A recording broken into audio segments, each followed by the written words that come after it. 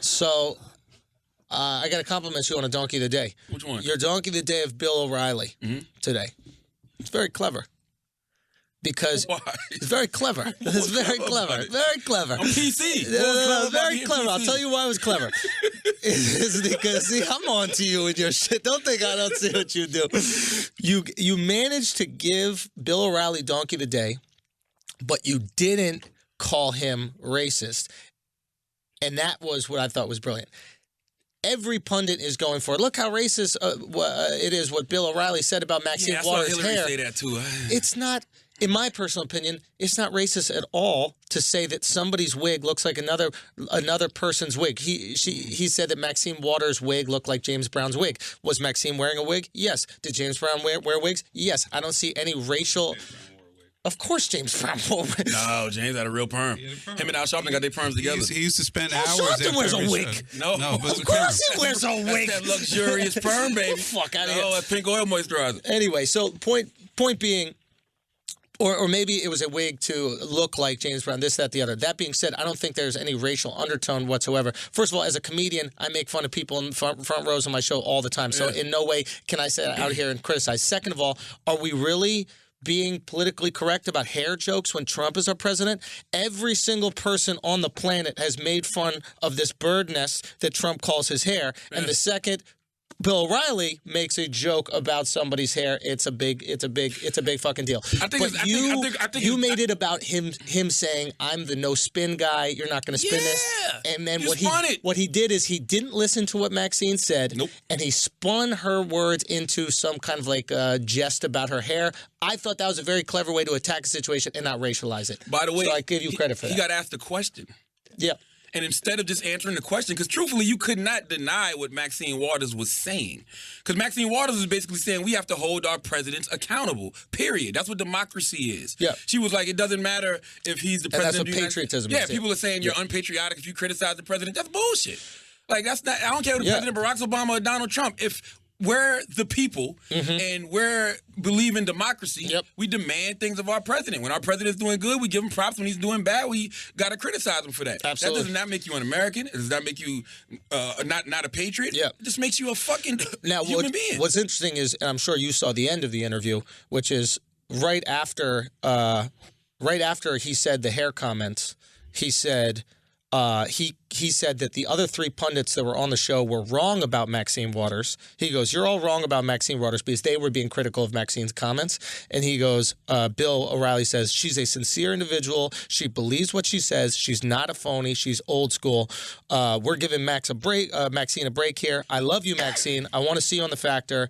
And when hell freezes over, I'm sure that will happen, meaning I don't think that she'll ever come on the show. But the point is, I feel like that was a cleanup, though.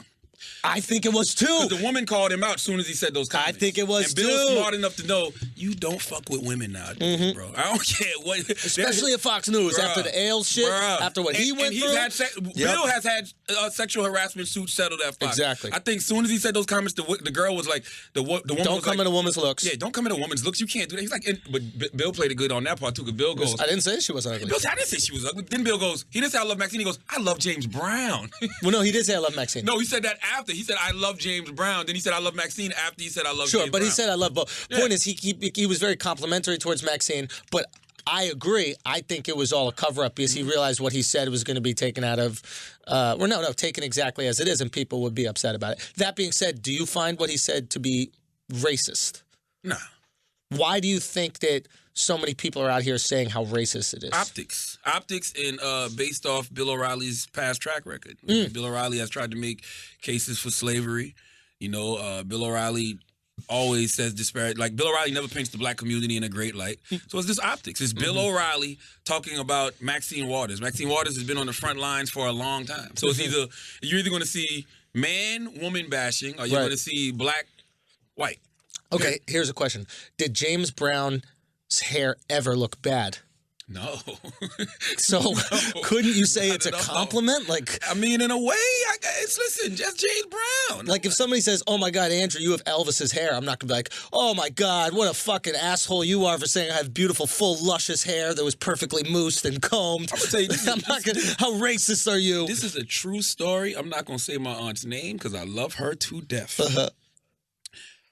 I told my aunt that she looked like James Brown one time, and I thought that it was a compliment. I wasn't even trying. I wasn't trying to. I swear to God, How ugly I is was your young. aunt? She's not even That looking like James Brown is a promise to God, compliment. I wasn't even trying to insult her. It was the way she used to wear her hair. And one day she walked in the house.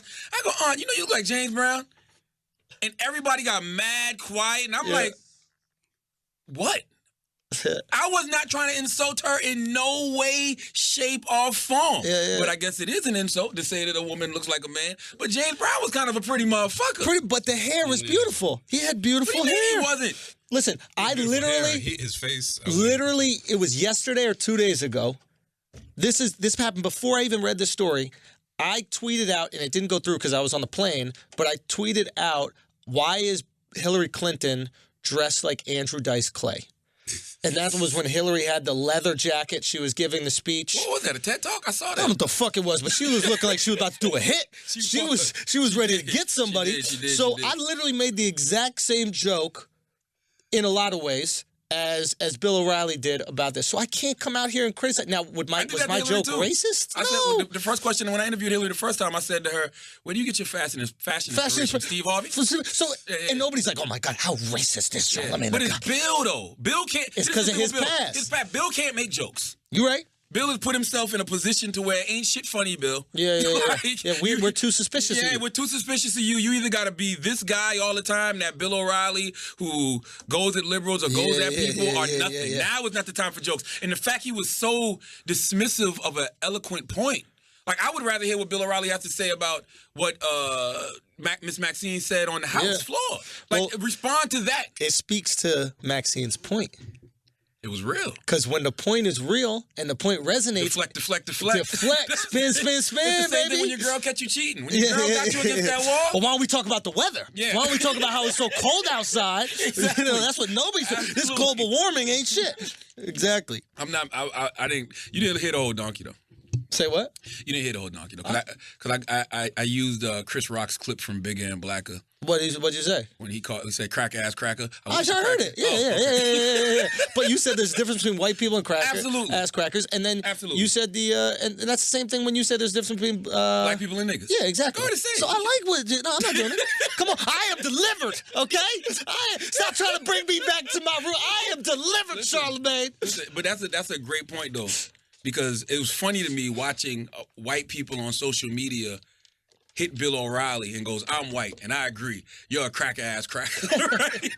Because it's okay to call things what they are. Mm-hmm. If you don't want to be called a cracker-ass cracker, then don't come off as racist, bigoted, sexist, any of that shit. Yeah. Like, that's cool. That's how you avoid it. Yeah. Just like if you don't want to be called a nigga, don't do nigga shit.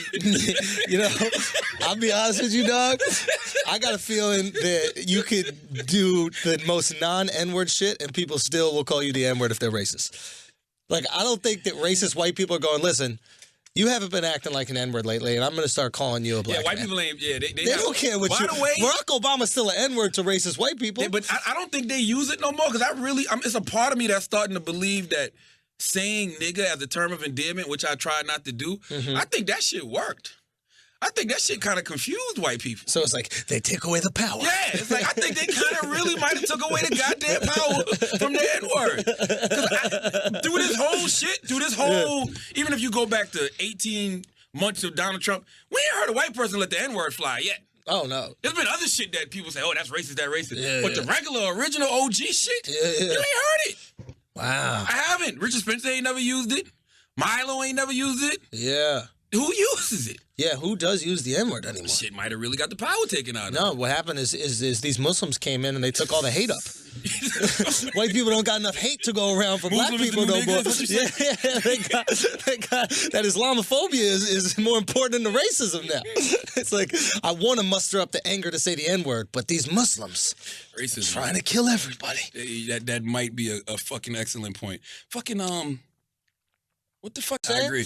The missing DC girl shit, I still don't know what is happening with this. I don't know. You know why I don't know? Because I don't know what news sources are accurate now.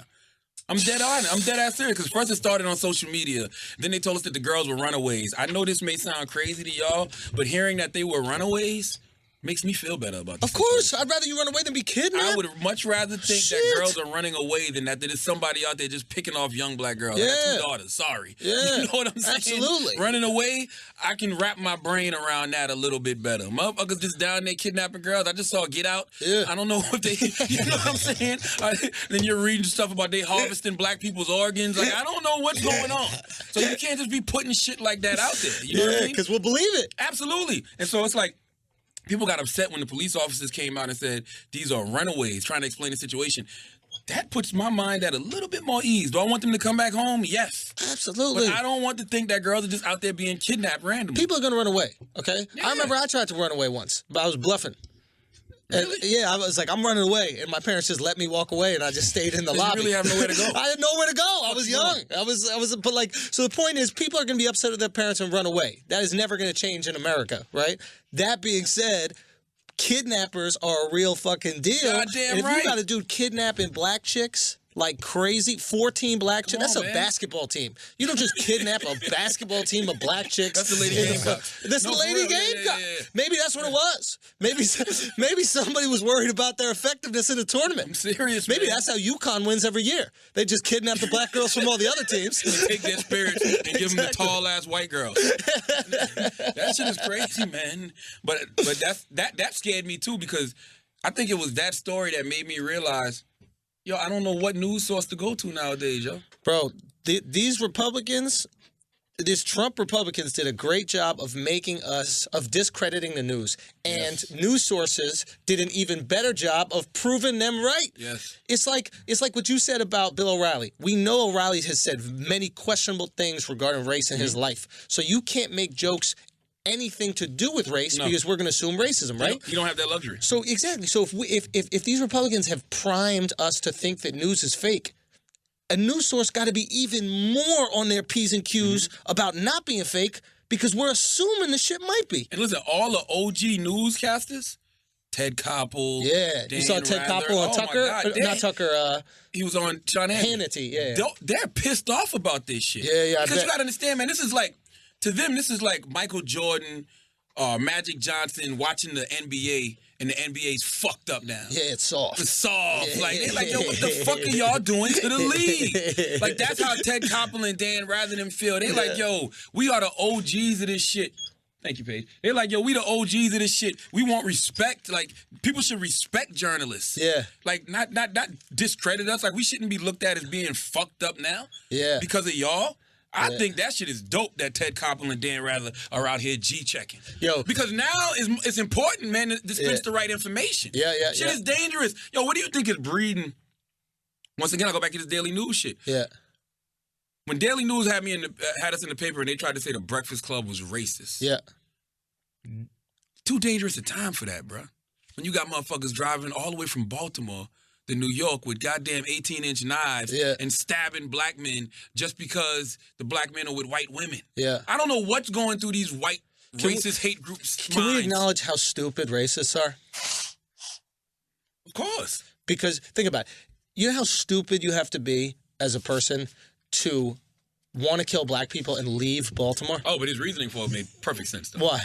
Because he said New York is the media capital of the world. He wanted it to get the most attention he want. Now, mind you, if you take a fucking Ginsu sword and Kill Bill style murder a black dude in Baltimore, wouldn't you do it in nobody's Times going Square? to Nobody's going to care. But if you do it to a white guy in New York, so you're saying white lives matter more in New York? No, I'm saying that New York is the media capital of the world. If you stab somebody in Times Square, you're going to get on the front page of the Daily News. You do it in Baltimore, it's like, yeah, it's some Baltimore shit. Baltimore. Yeah, white dude stabbed somebody in Baltimore. That's why you can't get people like that to out and say that they're mentally ill. Because he was too aware. He was too cognizant. You had a marketing and promotional plan for a murder? You ain't fucking mentally ill. That's a great rollout, nigga. More life. That was a great rollout. You came all the way to Midtown. You got on a bus, came all the way to Midtown. Yeah. Stuck out a nice, easy prey, stabbed him, and then went and turned yourself into the police. But that let me know he was pussy, too, though. Why? Because he turned himself in? After one.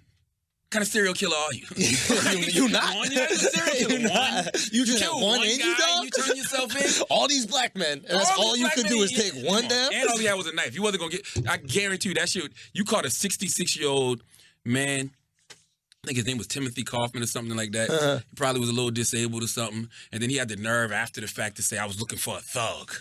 I was looking for a young thug to kill. Young thug would have shot your ass. Come on, man. For a young thug would have fucked you up. Let's keep it very real. Let's keep it very. I mean, this is the best argument for gun control when you think about it. I can see that. If this dude had an AK-47, A bunch of people would have got shot. that's 10, 15 black people dead. Absolutely. When you got a sword, it's one. Now, Absolutely. it's a tragedy that one person died, but imagine if all these mass murderers just tried to use a sword. Absolutely. I did think about that. In my mind, I was like, what if he had a gun? If he had a gun, he could have just got his shit off. I'm like, why a sword? Sword. Yeah. Why though? Yeah, why? Like, why a sword? That's what I would want to know. I can't even imagine a black guy getting killed by a sword. It's usually like Asians. He was 66. Say again? He was 66 years old. Oh, that makes sense. Yeah, he was old. I'm like, what? Oh, now old black guys get killed with My swords. thing is this, though. If you really a racist, Yeah. you hate black people. Yeah. Do you really want to spend the rest of your life in jail because of one? Surrounded by black people? Have you not seen the 13th? Yeah. There's tons. It's like, this is how stupid racists are. I'm telling you, this is maybe he doesn't hate black. Maybe he is attracted to black males. Maybe he wants black male dick so badly that he put himself in a situation where he would be raped for the next 25 years in his life by just black dudes. Hey, so black dudes in jail, but I'm back, baby. I'm back. Let's go. Maybe black dudes in jail. You gotta keep it real. This guy wants your dick, okay? So whatever you do. I just think it's stupid. Like he was jealous of those white women the black guys were fucking. That's what he said. He said he's got tired of black men fucking white women. Because he wanted that black dick. Black dick. That's possible, yo. Hey. I just don't understand if you hate somebody so much. If I hate somebody, I'm not gonna put myself in a situation where I'm gonna be around a lot of them in close quarters for the rest of my motherfucking Naked. life. Come on, man. Come on. I'd rather be free to be racist. Yeah. Than be in jail Where you because really, I killed the black man. Come on, bro. No. You're gonna give away the rest of your life. Yeah.